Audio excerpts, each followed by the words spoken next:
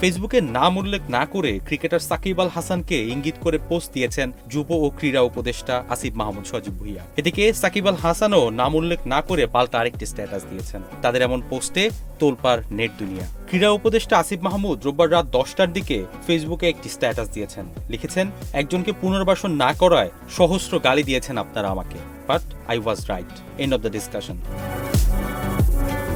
তার এই স্ট্যাটাসে কাকে উদ্দেশ্য করে বলা হয়েছে তা বুঝতে অবশ্য নেটিজেনদের খুব বেশি সময় লাগেনি।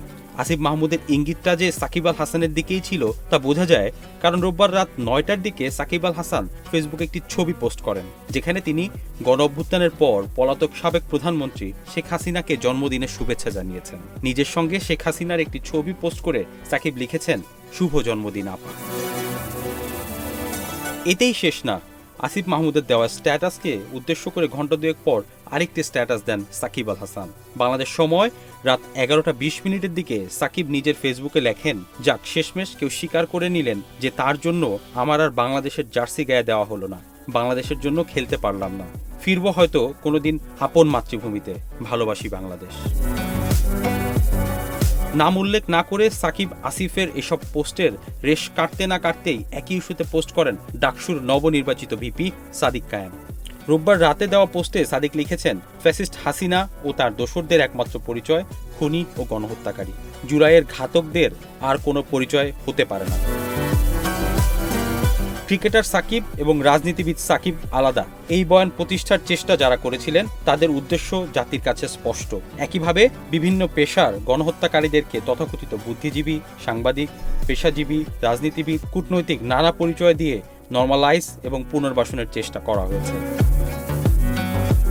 সাদিক পোস্টে আরও উল্লেখ করেছেন, আমরা স্পষ্ট ভাষায় বলতে চাই, দীর্ঘ ফ্যাসিবাদী আমলে সর্বস্তরে জেকে বসা ফ্যাসিস্ট, ফ্যাসিস্টের দোসর এবং ফ্যাসিবাদী কাঠামো ভেঙে চুরমার করা পর্যন্ত জুলাই প্রজন্ম ক্ষান্ত হবে না। এদিকে সাকিবের পোস্টে মন্তব্য করেছেন জাতীয় নাগরিক পার্টির উত্তরাঞ্চলের মুখ্য সংগঠক সার্জিস আলম। সার্জিস লিখেছেন, রক্তে কেনা বাংলাদেশের জার্সি বাংলাদেশের মাটিতে আর কোনোদিন গায়ে দিতে পারবে না। হাজারের অধিক শহীদের কাছে এটা আমাদের প্রজন্মের কমিটমেন্ট। অন্যদিকে সাবেক প্রধানমন্ত্রী শেখ হাসিনাকে জন্মদিনের শুভেচ্ছা জানিয়ে সাকিবের পোস্টের পর ফেসবুকে এক আবেগঘন স্ট্যাটাস দিয়েছেন শহীদ মাহমুদুর রহমান সৈকতের বোন সাবরিনা আফরোজ সেবন্তী। আক্ষেপ করে পোস্টে তিনি লিখেছেন, আমার ভাই সৈকত ক্রিকেট খেলতে অনেক ভালোবাসত। ছোট থেকেই তার ইচ্ছা ছিল বড় হয়ে ক্রিকেটার হবে, কিন্তু সাধারণ মধ্যবিত্ত পরিবারের বাবা মায়ের কাছে আসলে এই চাহগুলো বেশি বেশি, তাই আর আমার ভাইয়ের ক্রিকেটার হওয়া হলো না। এই ক্রিকেট খেলা নিয়ে কত যে মায়ের বকা খাইছে বাসায়। একবার রেজাল্ট খারাপ করছিল বলে ওর ক্রিকেট ব্যাটও উঠায় রাখা হয়েছিল। বাংলাদেশের মানুষের কাছে, ছোট ছোট ছেলে মেয়ের কাছে, বাচ্চাদের কাছে ক্রিকেট মানেই সাকিব, আমাদের সাকিব আল হাসান। আমার ভাই সাকিব বলতে অজ্ঞান ছিল। আমার বিশ্বাস যতগুলো বাচ্চা মারা গিয়েছিল আন্দোলনে সবাই তাই। যেই বাচ্চাগুলো এখন আহত হয়ে পঙ্গুত্ব বরণ করে নিয়েছে তারাও তাই সাকিব ফ্যান। সেবন্তী পোস্টে লিখেছেন, এই সাকিব যেদিন শহীদ নাফিজ মারা গেল, রিকশায় তার মৃতদেহের কপালে বাংলাদেশের পতাকা বাঁধা ছিল।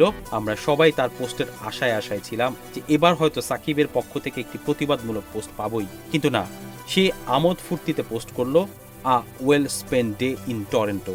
এই পুরো জেনারেশনের মন সেদিনই সাকিব ভেঙে দিয়েছিল। তবুও সুশীলরা আস্তে আস্তে মাফ করে দিচ্ছিল। যে কি বা করার ছিল তার, ক্যারিয়ার নষ্ট করবে নাকি সে? ব্যক্তি সাকিব আর খেলোয়াড় সাকিব আলাদা, ইত্যাদি ইত্যাদি। নিজের শহীদ হওয়া ভাইকে ফিরে পেলে থাপ্পড় দিতেন উল্লেখ করে পোস্টে সেবন্তী লিখেছেন, কিন্তু এই সাকিবই আবার যখন একটি গণহত্যাকারী খুনির জন্মদিনে তাকে আপা সম্বোধন করে শুভেচ্ছা জানায়, আমাদের সবার বোঝা হয়ে যায় কার অবদান কতখানি, কে কতখানি দালাল। আমার ভাইরে সামনে পাইলে এখন থাপড়াইতাম, দেখাইতাম যে দেখ এই দালালের ফ্যান ছিলি তুই, তোদের মৃত্যুতে এই দালালের বাচ্চাদের কিচ্ছু হয় নাই, তারাও সমানভাবে দায়ী। আমি চাই এরা প্রত্যেকে যাতে সন্তান হারানোর কষ্ট উপলব্ধি করে, প্রত্যেকে সবাই। সাকিব আপনাকে অনেক অনেক ঘেন্না, অনেক ঘেন্না।